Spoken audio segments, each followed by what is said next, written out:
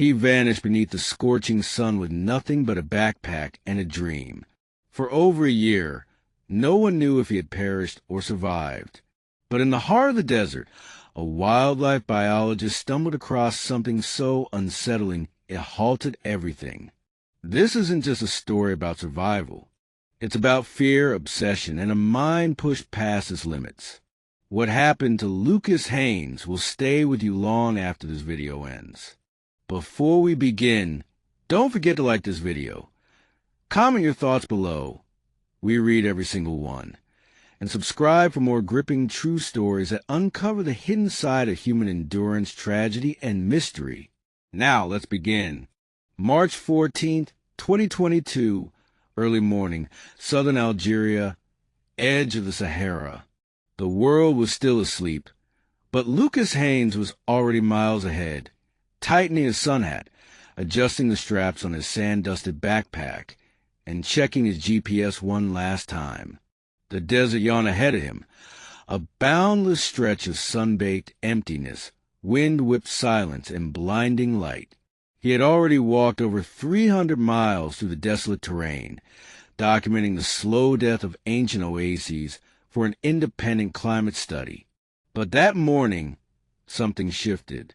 He stood for a while, looking over the horizon, as if weighing something heavy on his shoulders. Then he turned, slightly off from his original path, and stepped forward.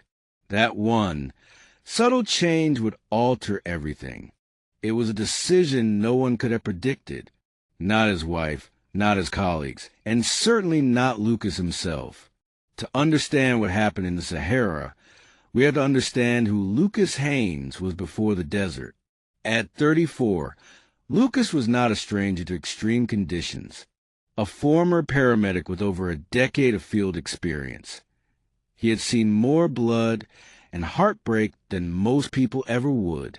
But after a failed mountain rescue in the Andes, a decision he replayed in his mind for years, Lucas changed course.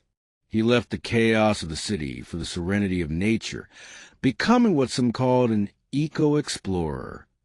Combining medical training with a passion for environmental science, Lucas began to document climate shifts in some of the world's harshest places, from Arctic fjords to South American rainforests. Always meticulous, always prepared, but always running. 2. He rarely spoke of the rescue. He rarely cried. Even with his wife Nadia, a marine conservationist he met in Ecuador, Lucas kept his deeper emotions sealed off. This Sahara trip was supposed to be different. He told her, this one's for redemption.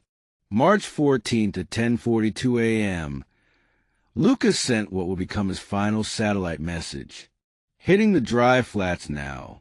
GPS acting up. Might detour for shelter near old survey site. All good. It was brief. Routine. But Nadia would replay that message countless times, parsing every word. Because after that, there was nothing. No more pings. No updates. No check-ins. What authorities later discovered was that Lucas, likely due to a GPS malfunction or his own growing fatigue, had veered off the known survey routes. Instead of skirting the edge of a government-monitored corridor, he walked straight into a restricted zone, one marked on outdated maps as Region 32B. Survey discontinued. Why he chose that direction remains debated. Some say it was the nearest sign of shade. Others believe he panicked. Whatever the case, by sunset, Lucas was off-grid. The Sahara swallowed him whole. When Nadia didn't hear from Lucas by the evening of March 15th, she waited until the next sunrise to call for help. She knew he was self-reliant. But deep down, something felt wrong. Her call kicked off a sprawling, multinational search. Algerian Border Patrol dispatched teams across nearby travel corridors. French geologists working in the region diverted drones to scan the area. Even amateur satellite sleuths online began combing through images. But the Sahara offers no forgiveness. Wind erased tracks within hours. Shifting dunes altered landmarks. The region's brutal heat distorted thermal imaging. Days turned into weeks. Rumors swirled.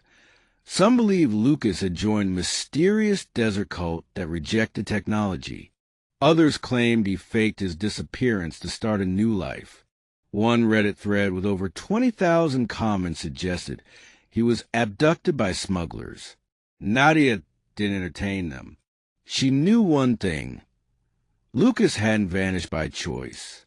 18 months later, on a cool October morning in 2023, Dr. Camille Moreau, a French wildlife biologist, was deep into a tracking mission near an abandoned desert research bunker. She was following a cluster of desert foxes when she noticed something odd, a reflective glint beneath a low acacia tree. Approaching cautiously, Camille discovered a fraying tarp. Once beige, now nearly the same color as the surrounding sand. A collapsed solar panel, half buried in grit, lay nearby, and under a pile of scavenged stones, she found a sealed pouch. Inside it, a journal. On the front, written in faded marker, "For Nadia, please read." Camille handed the journal over to local authorities, who contacted the Haynes family immediately. When it arrived in Nadia's hands a week later, she opened it with shaking fingers. The entries began on March 15th. Lucas's writing, neat at first, grew sloppier with time. He documented everything: his GPS failure, the detour, and the relief of finding a half-collapsed water collection station used by researchers decades ago. He had shade. He had some water and rationed protein bars. For 16 days, he tried everything: mirror flashes, smoke signals, emergency beacon pulses. But with no line of sight to any aerial routes, nothing reached. His thoughts grew darker. Day 12. I see helicopters. Or imagine them. I can't tell anymore. Day 13. Tried SOS in rocks. Sandstorm wiped it out. Day 14. Woke up screaming. Thought I saw someone. Just wind. One entry on the final page read, "Please tell Nadia I fought hard. Please tell her I forgave myself." Authorities confirmed that Lucas had been just 1.9 miles from a small drone station used for surveying migratory bird patterns. But the desert had conspired against him. His tarp blended with the dunes. His smoke signals were likely lost in heat shimmer. His body was found beneath a pile of stones, carefully arranged, as if he'd buried himself in dignity.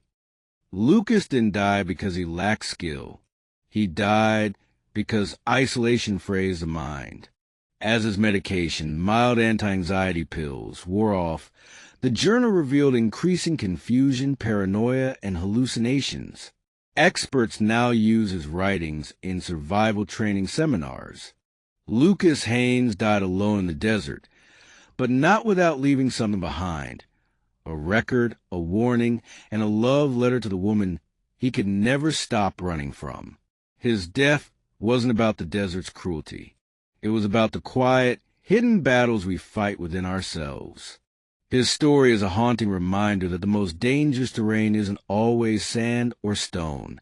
Sometimes it's memory, guilt, and the silence of one's own mind. And sometimes the bravest thing a person can do is try to forgive themselves before the sun sets for good. Lucas Haynes' story is more than a tragedy in the sand.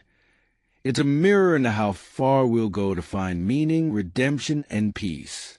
His final words weren't cries for help, but a message of love and release. If this story moved you, leave a comment below. We want to hear your thoughts.